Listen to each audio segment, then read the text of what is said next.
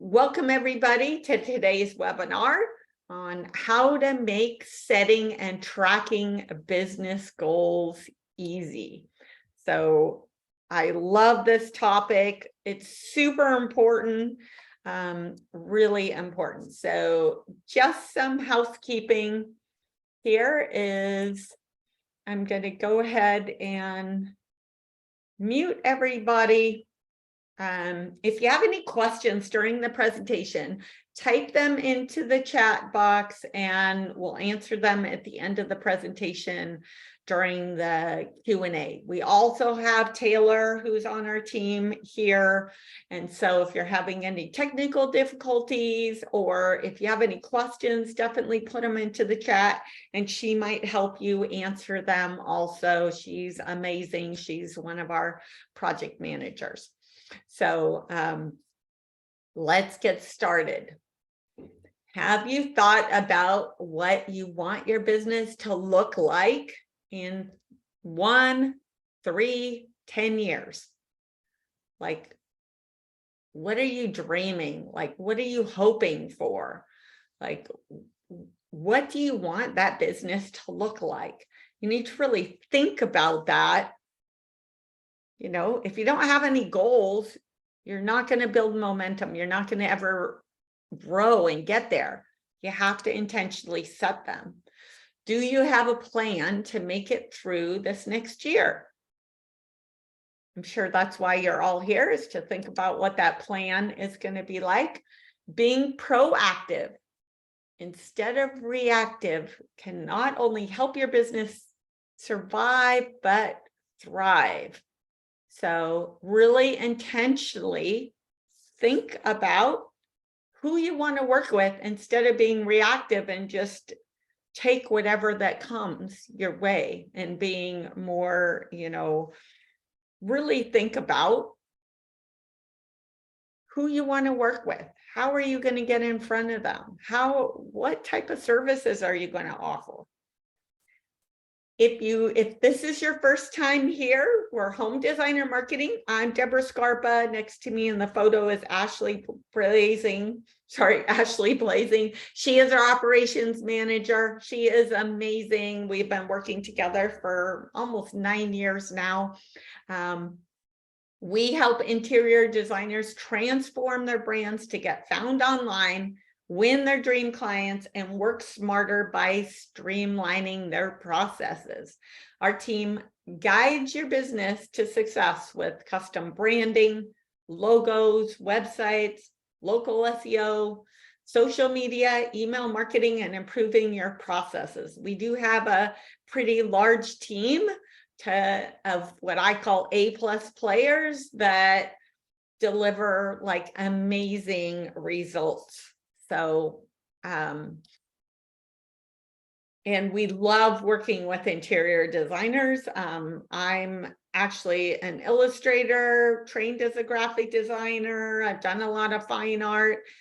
So we love working with designers. Ashley was also trained as a graphic designer. So that's why we love working with you. This course is approved by NKBA, so it is approved for CEU credits. You will need to know the course title, the instructor, delivery method, CEU credits.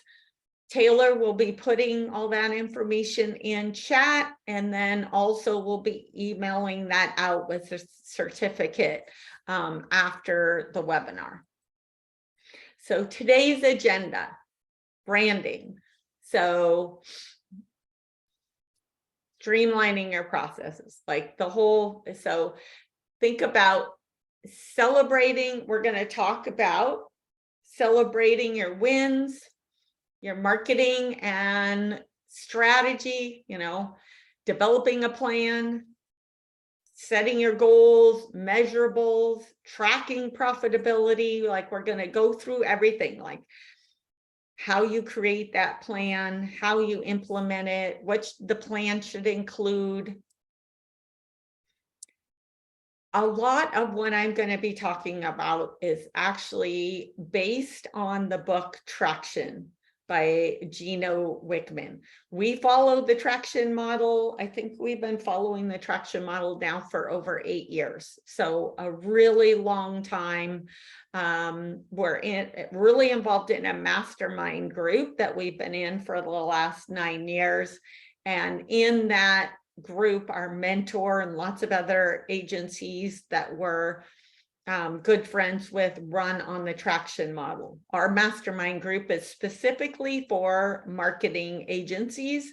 A lot of the webinars that I give and the education is through things that we've been learning for the last 9 years, because we do training as a team, almost weekly for the last 9 years. So we've just learned so much information, and a lot of it is based on the traction model. Obviously, we're learning everything from, marketing, sales, operations, finances, just all topics, and launching our webinars, our educational webinars is, all the things that we've been learning that we want to share with you to help your businesses grow. At the end of the webinar, Taylor is going to put a link to the Traction book. So if you're interested in getting that, I listen to a ton of books on, just audio books is what I like to listen to, but do whatever works for you.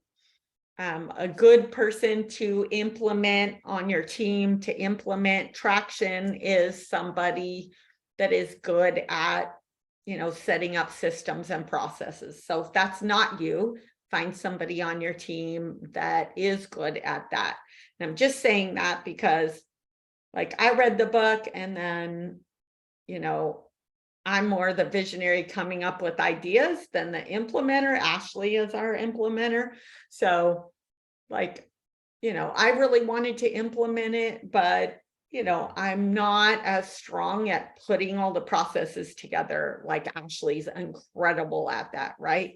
So finally, I just asked her to set it up, and she had us up and running in a couple of weeks. Like, it was amazing. So, if you try to implement it and you're struggling, then get somebody else to help you that is better at, setting up systems and processes. More like a project manager type of person might be a good fit to set you up. I want to start by celebrating your wins. So instead of just like thinking about like moving forward, really take a moment. And we do this in our mastermind group every quarter and at the end of every year. Sit down and really think about celebrating your win. So you might want to have, you might want to really have a plan or like a piece of paper so you can write down some notes in this meeting. So think about getting a piece of paper and there we go. Think about getting a piece of paper so you can take some notes if you're in a position that you can do that. So celebrate your wins. Think about this past year. What wins are you most proud of? And I just wrote some notes here, so give you some ideas, even if you're not writing them down. What wins are you most proud of? So is it something that you have to do with marketing, or is it, hold on just for a second, excuse me, I just want to make sure. For some reason, Taylor got bumped out of the meeting, so I'm just bringing her back in. So excuse me for a moment. Thank you. So what wins are you most proud of? Is it marketing? I don't know, maybe you launched a new website or a new brand. Is it sales? Maybe you set up a new sales process that's working well. Is it the work that you're delivering? You did some amazing projects and you're super happy with them. Is it some of your processes that you set up? Is it the revenue that you achieved? What happened this last year that you're most proud about? I just want you to like reflect on that a little bit and see, you know, there's definitely some things that you did that I'm sure that you're super happy about. Right now, think of what are you most confident about in your business? And this is important to think about so you know like where your strengths are. Is it your team, your processes, your work, your marketing, your sales, your revenue? Like, what are you feeling most confident about in your business? And then think about the future. What are you most excited about? What are you really excited about? Getting larger client projects, working with better clients, increasing your revenue? Like, what are you most excited about this next year? Or even like 3 years, or even this next quarter? Like, where are you at? What are you most excited about? I know, like, for me, like, we've been, like, last year, we had so much fun. We did amazing work. We brought on some, few new team members. Like, I'm super excited about it. This year, I'm excited about helping more people, right? I'm super excited about our team. I want you to really think about, you know, where I'm excited about growing and helping more people, you know. So think about where you're at and where, like, where do you want to go this next year? And then let's talk about your marketing and strategy and figuring out, like, you know, especially if you're just starting, or even if you've been in business a long time, thinking about reviewing this. Like, we review our core strategies. Like, we look at them every quarter, but we really sit down and review them like every year. Are they in alignment? And when you first start working on your core values, you know, they might not be like exactly in alignment with where you want them to be. But if you start putting something down and then continually like improve on them, think about what your core values are. What values do you and your team live by? What is super important to you? Like, if you have a team member, what is super important that you want to make sure, even if it's just yourself, what are things that you want to live by? You know, solves problem. These examples are actually our core values. So, solves problems creatively. You know, we always want to be problem solving. We always want to be doing that creatively. Grow by pushing boundaries. We're doing, in our mastermind group, we're doing tons of education all the time, and we're always trying to push to improve our services. So grow by pushing boundaries is totally in line with where we're at. And I'm just sharing with you these so you can think about, you know, what you would want your core values to be. Consistently strive for better results. I'm definitely a person that's always pushing. I want to get the best results possible for our clients. Absolutely. So I am always pushing to learn more, to set up our processes better, to, you know, get better results, bring on new team members that can offer, like, you know, like, for example, this last year, we've done SEO for years. We brought on an amazing SEO team that I'm so excited about. They're like so good. I've wanted to work with them for years. So I'm super excited about that. So that would be consistently strive for better results, right? Holds team accountable.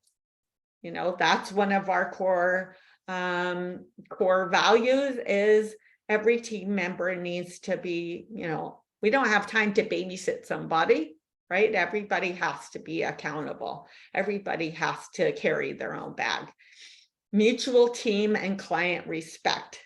So like we created that core value because it's like, you know, if something happens, like, you know, we're not like yelling at people, like we're, you know, trying to problem solve things, treating everybody nicely with respect, and at the same time getting great results, right? That's super important to us, is to have that culture of, you know, problem solving instead of blaming, right? That would be mutual team and client respect.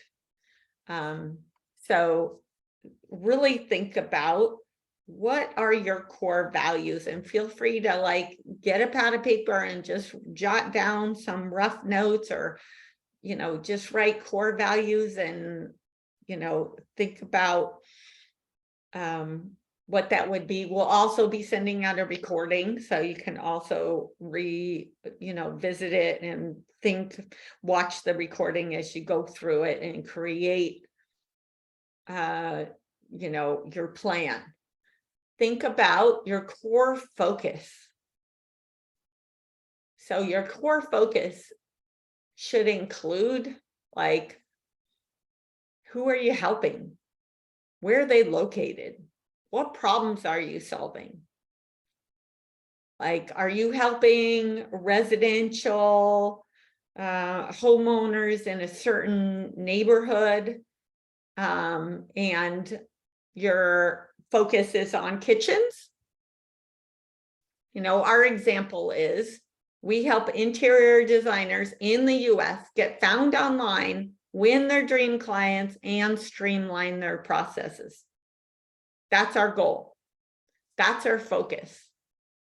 That's like, we're so focused into that, that, you know, that's our ideal client. So think about your core focus is your ideal client. So who are you helping? Where are they located? What problems are you solving for them? Your marketing strategy. So now that you have a focus, think about your marketing strategy. So your target market, who are you targeting? You know, who are they? Who is that ideal client? Your 3 uniques. I know people struggle with this, like their 3 uniques. And a lot of times when we're working with them, going through our strategy process, like, we're able to help them identify what's unique about them. I want to know, like, what makes your business different? Why should I buy from you? What are you offering? Every single time we are talking to designers in our strategy meetings, like, they might not even think that something they're doing is unique because, you know, it's just so natural for them. But maybe other designers are not doing that. Like, we need to tell that story. So think about your marketing strategy. What is unique? What makes your business different? Proven processes. What processes does your company do consistently that guarantees you deliver a quality service? So, you know, do you have a specific process for, we were just talking to a designer and she had a specific process for identifying what type of style a client like wanted. Like, what is their style? She had a process for identifying that, right? Like, we have a process for designing custom logos that's super unique to us that I haven't heard anybody else doing, where like I work on the logos for a couple of weeks if we're doing a logo mark, and then I have an online meeting with the client for a couple of hours. In that online meeting, I actually open up Illustrator and we can make changes to the logo live in that meeting, right? That's super unique, definitely a proven process. Almost 100% of the time I get the client loving the logo in that meeting.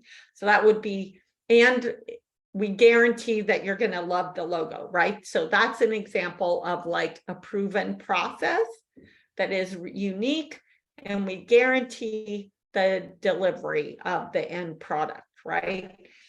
Like, you might have a proven process of maybe you are great at doing 3D designs.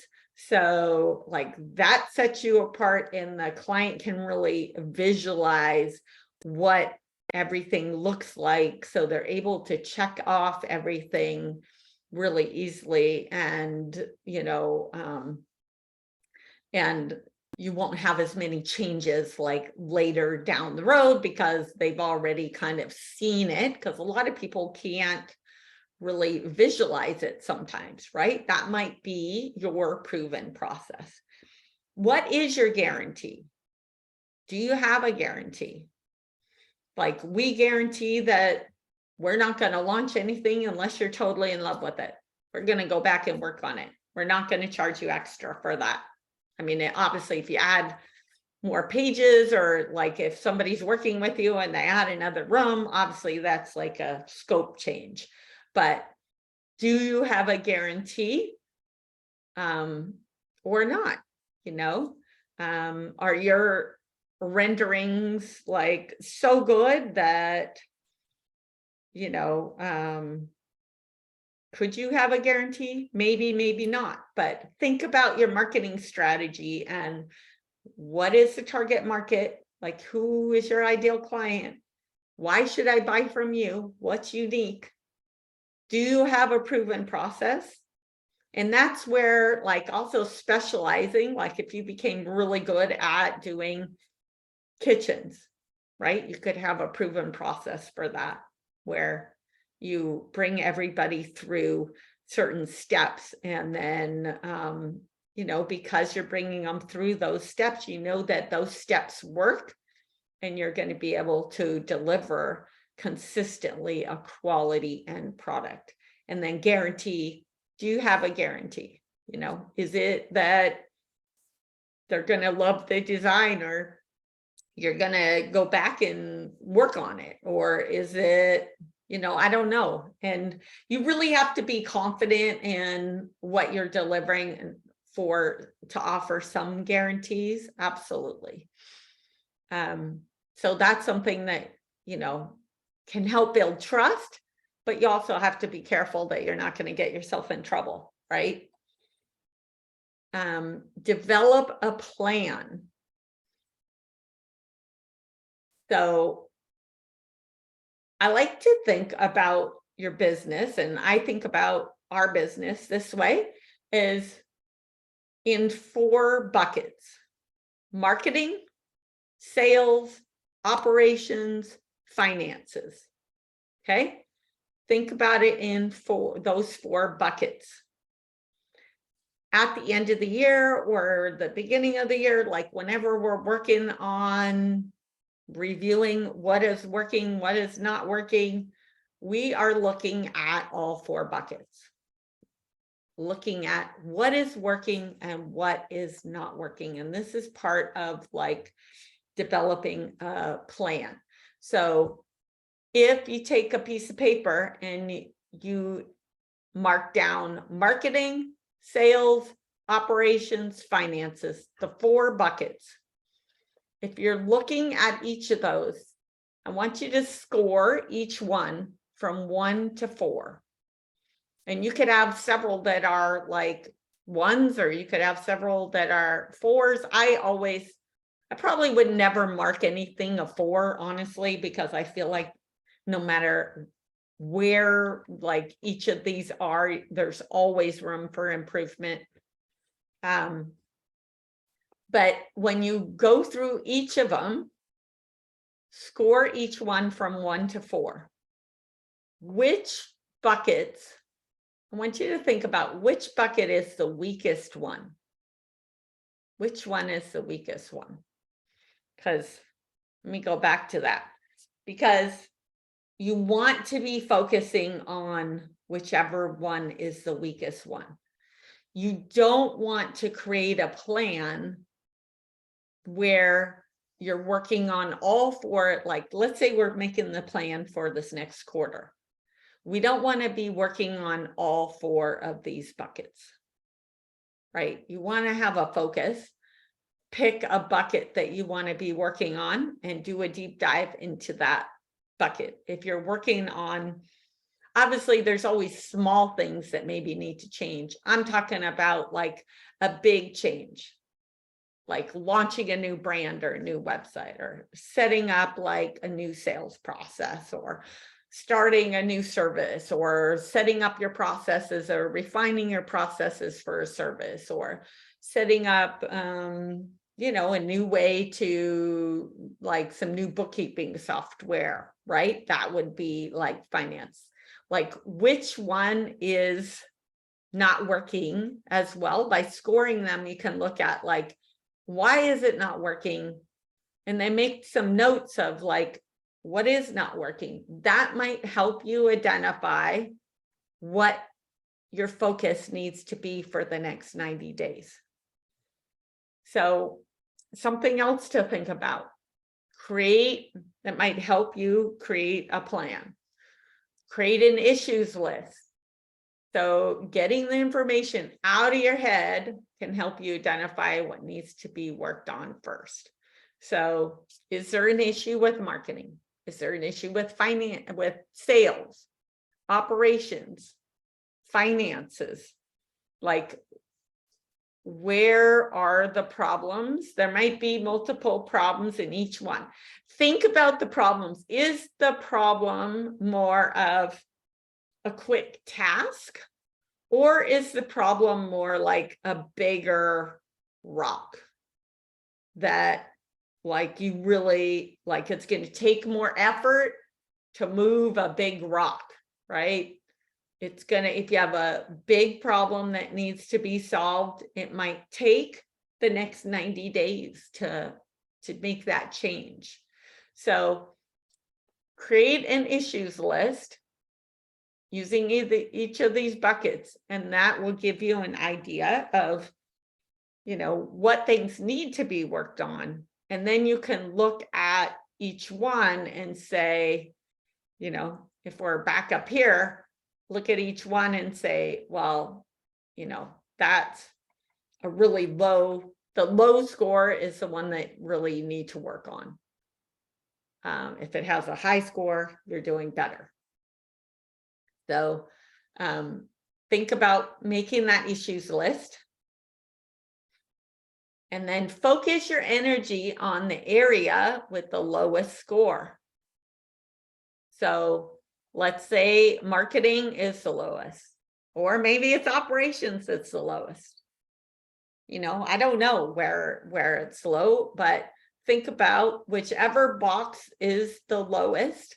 That's where you want to focus your energy for the next, you know, 90 days.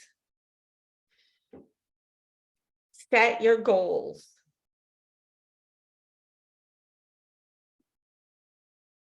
Set your goals. So, you know, 10, 3, 1 year goals. I like to start. I know you would think that you would want to start at your 1 year goals, but I actually like to start at my 10-year goals. Like in 10 years, where, you know, where do I envision the business? It's almost like so far out, it's actually hard to envision. It's almost easier to envision like maybe 3 years out, at least for myself. Maybe for you, it's different. But like, where do you want, if you want to like open a store or, a boutique or something, or shop, or you want to really be published, or you want to be like really working with high-end clients. I don't know what your goals are, but think about what your goals are for 10 years, 3 years, and then 1 year. So if you set your goal for like 10 years, then what could you do in the next 3 years to get closer to this 10-year goal? And then in this next year, what could you do in this next year to get you closer to these 3-year goals, which will help you get to these 10-year goals, right? So kind of like working backwards, where you're setting this first and then thinking about like how to get there. What needs to change here in order to get here? So what does your business look like in 1, 3, and 10 years? So think about, when you're really looking at your goals, like the type of clients that you're working with, your services, your team, your time. Is it your goal to bring on more team members so you're not working so much? Increase your revenue, increase your profit. Like, you could be making more money, but then still not be profitable. So structuring your business, maybe maybe your goal is to work on your, profitability.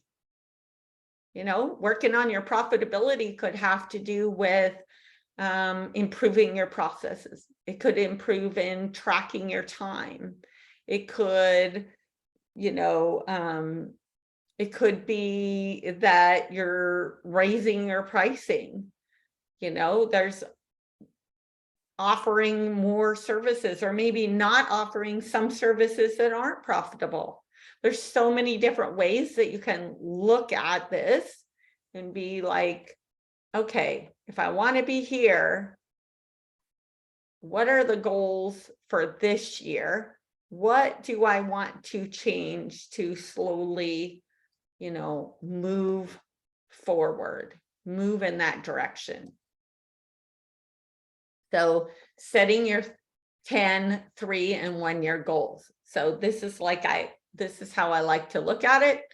Like I said, think about your 10-year target, your 3-year target, your 1-year target, right? Just like I said, what are they? It might take, a little bit of like journaling about it, or writing some notes about it, brainstorming,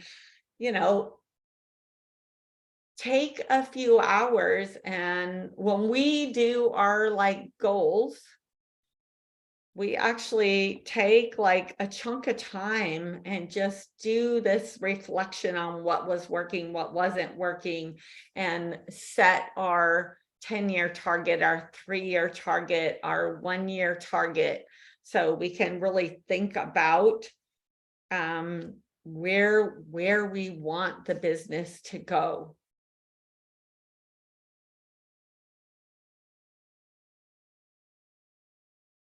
And then what steps can you take to improve your lowest score? That's what, I know we went over that before, but if we're looking at, this, right? And we have these goals of how we want to grow.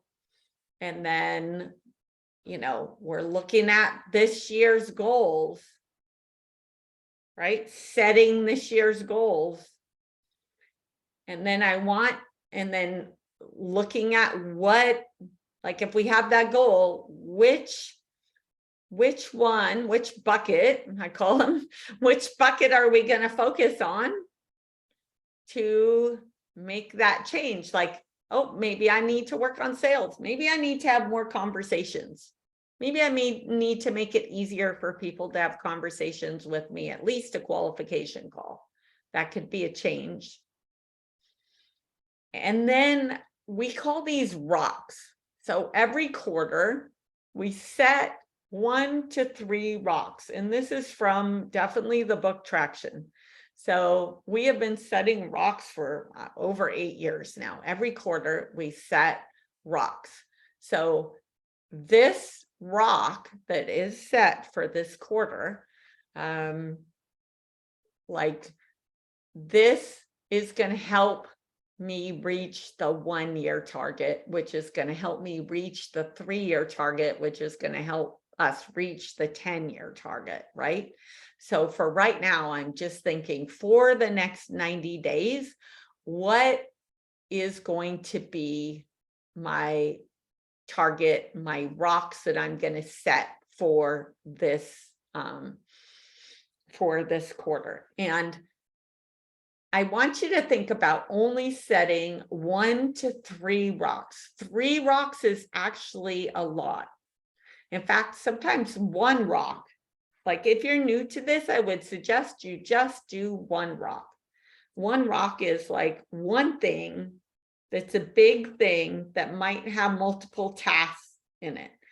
And if you're setting a rock, it doesn't mean you actually have to do all the work yourself. It means you're in charge of that rock and that getting done. So let's say your rock is to hire a bookkeeper and get your books in order for taxes this quarter, right? I've actually had like taxes be my Q1 rock before in the past.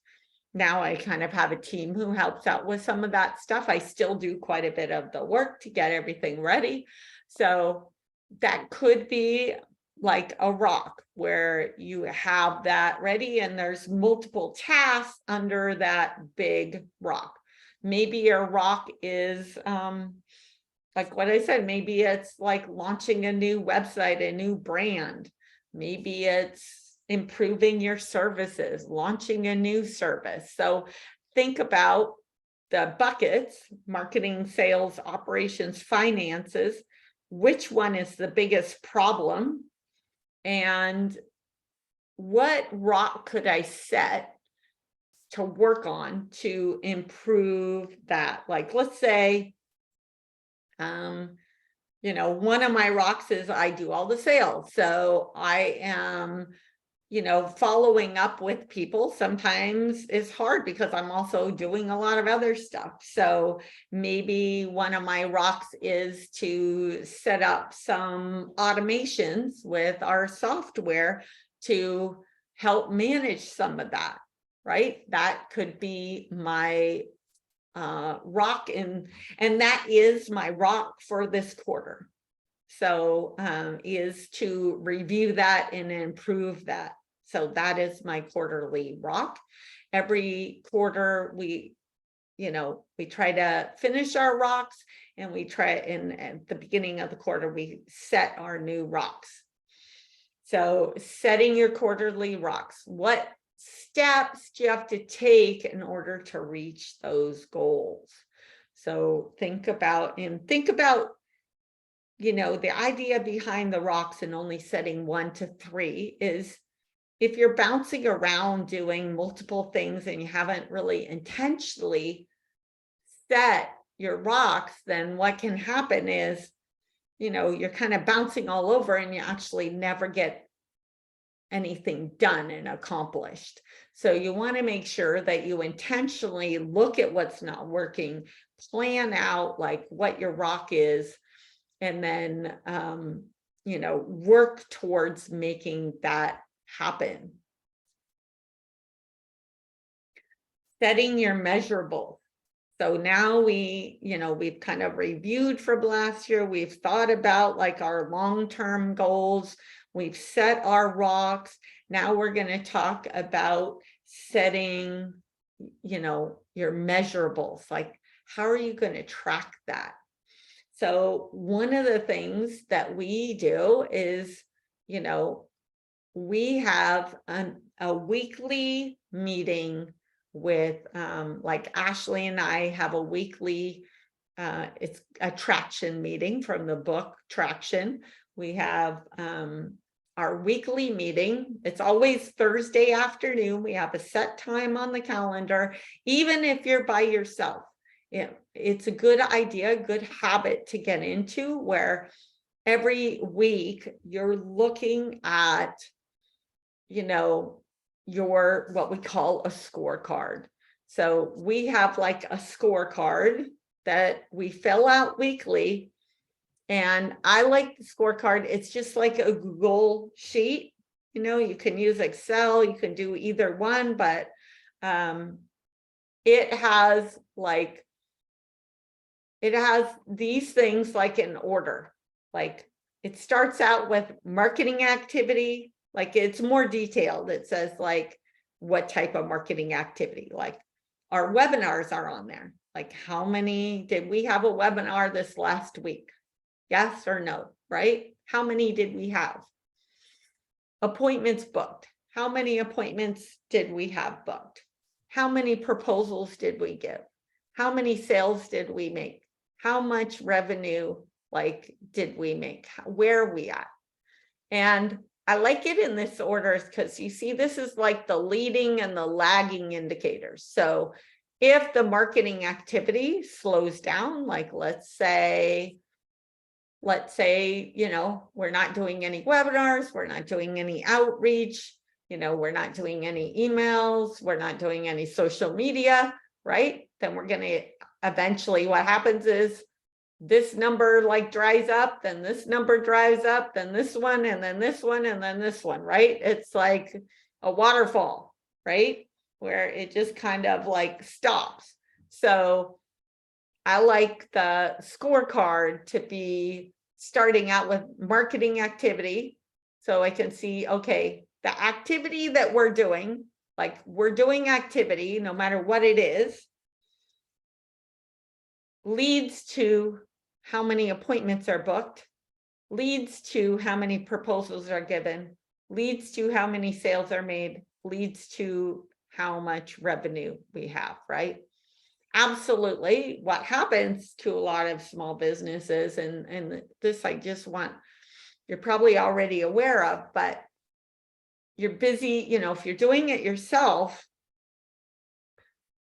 what can happen is that you end up on a roller coaster, because what happens is the marketing activity dries up because you're busy on a project, and then the appointments, you're also busy, so you don't get the appointments, you don't give the proposals, and then all of a sudden you're finished with your project, and then you don't have the sales or the revenue or the projects down here, right? So it's important. The scorecard really identifies, having a scorecard, looking at it weekly can be gives you a little bit more visibility into what am I doing? That marketing activity could even be phone calls. It could be outreach, anything pounding the pavement. It could be something a team is doing for you, or a marketing agency, or some type of activity needs to be happening. Getting even referrals, are you reaching out to people to offer them a referral bonus or something that could increase this marketing activity, which could increase the appointments booked, right? But thinking about this is like a system. If this dries up, then this is going to dry up, or just be careful about that. Looking at it consistently can help make sure that it helps you predict what's coming down the pipeline or what's not coming down the pipeline. If I'm looking at our marketing activity and I can see that we're doing a lot of marketing activity, then I have more confidence that we're going to have some sales coming in, right? If I'm looking at our marketing activity and there's nothing there, then I'm like, oh no, we better do something, or we're not going to have new business coming in, right? So I want you to think about that. Try to get off the roller coaster.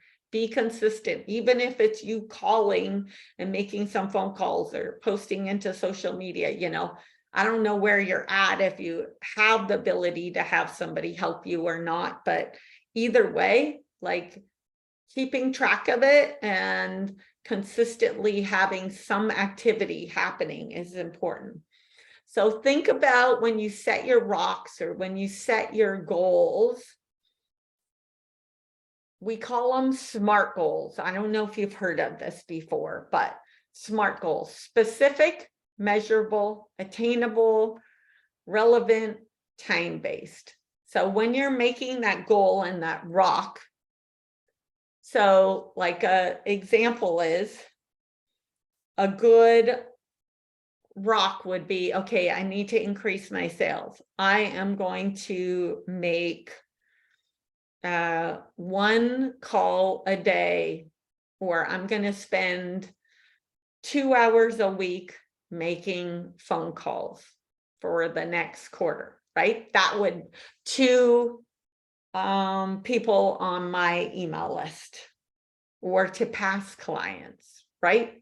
Or to whatever it is. But see how specific that is?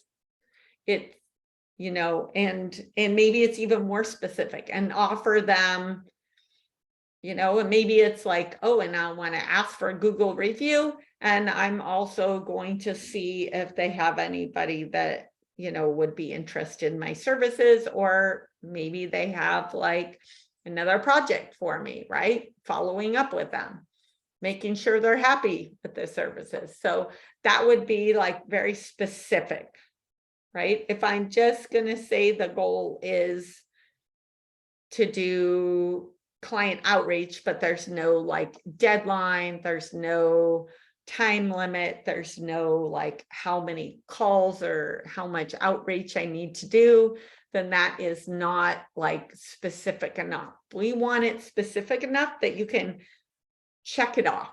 You can check it off the list. And this is like an example of a weekly scorecard. Obviously, yours would be specific to you.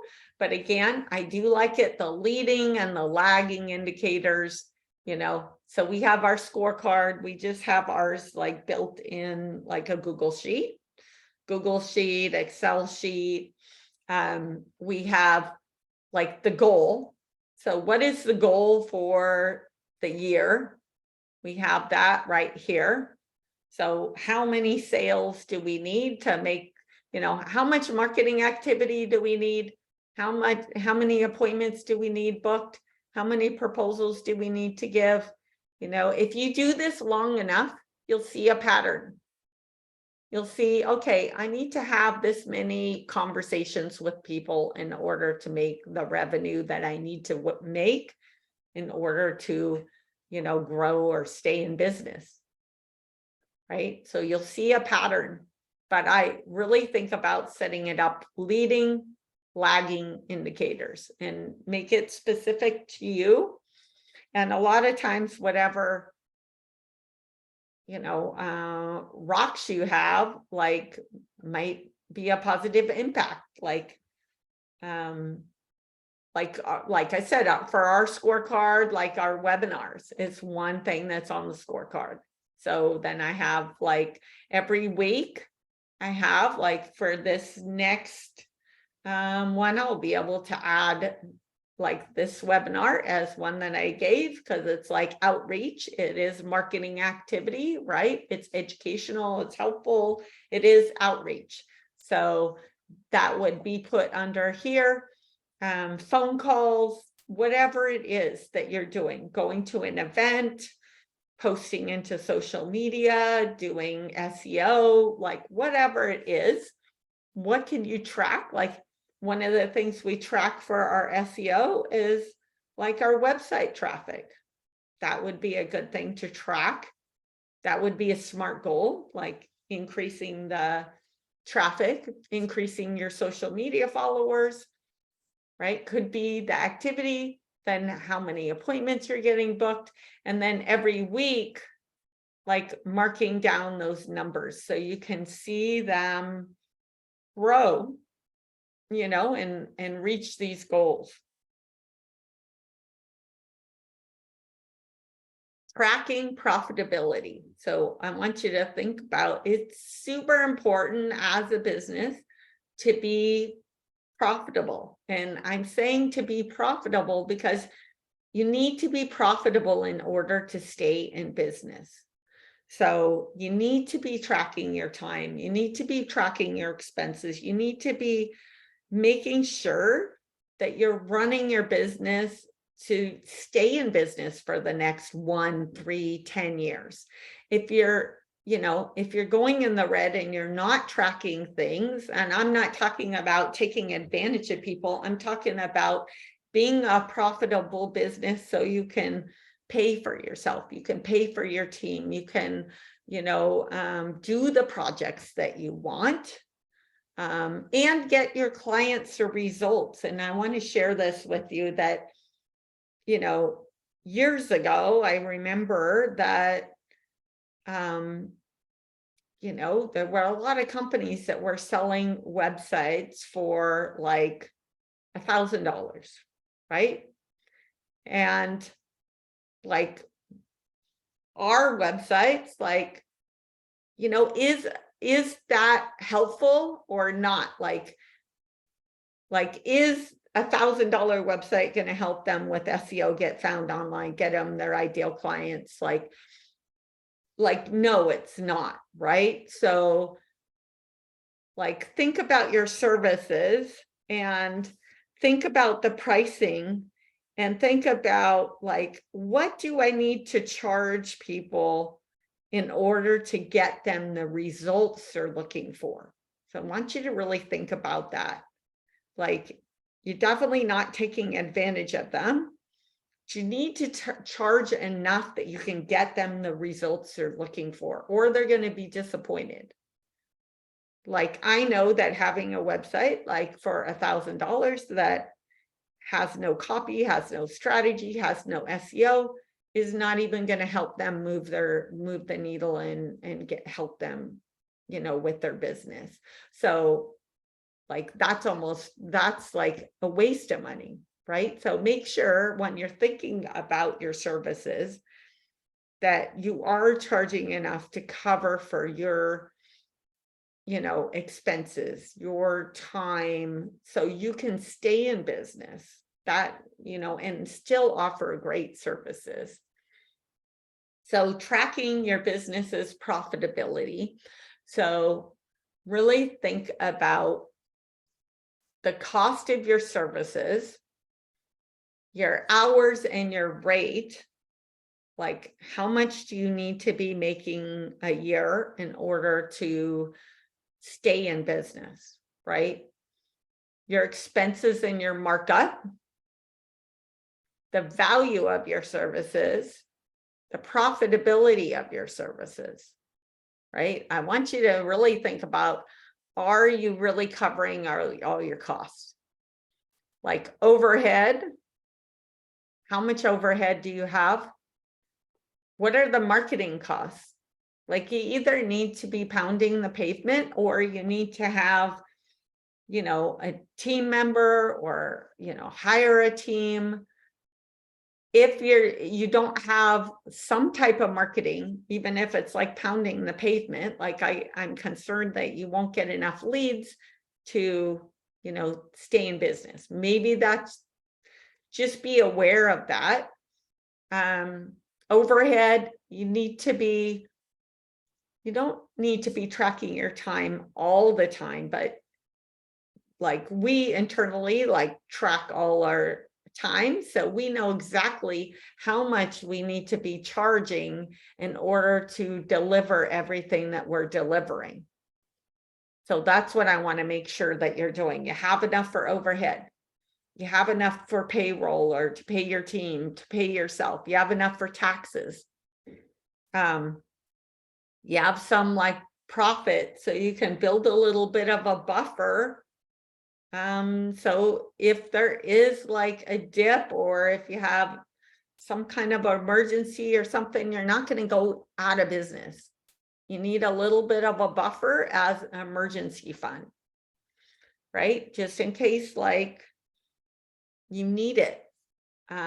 So really think about working on, how much should you be charging? Are you tracking everything? Are you including all these items? I wanted to show you, I know we went through a lot. I hope that you've learned a lot. I just want to give you some samples of like our work. Just if you haven't seen us, here are some of the websites before and after. This is Linda before. This is her after. So you can see it's a total transformation. Here's another one before, and here is her after, totally different style. You know, if you're interested in getting help, we do offer a free brand website and SEO audit, and Taylor is going to put that like in chat. If you haven't taken advantage of that, I really do spend, you know, about a half an hour putting together an audit, giving you clarity on what's working, what's not working, and then have a meeting with you to go over those results. Happy to help you out. Thank you so much, everybody, for joining, and let's see if there's any questions. I'm happy to answer them. I know we went over a lot of information. Oh, great. I'm so glad. Definitely like rewatch it. I know I went over a lot. You can look at the book Traction, amazing book.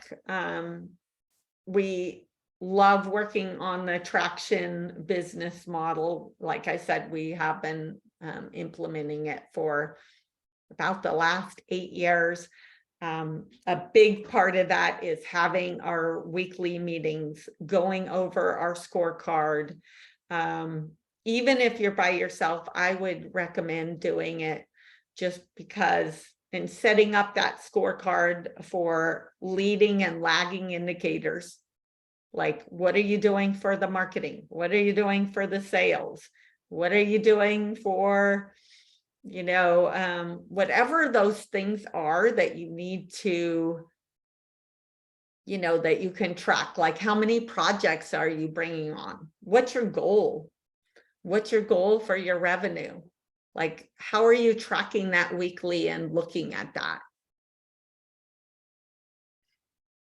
So I hope that this was super helpful. I'm a huge fan of Traction and our weekly meetings. We rarely miss a meeting, very rarely. And having those like end of the quarter, we're always reviewing our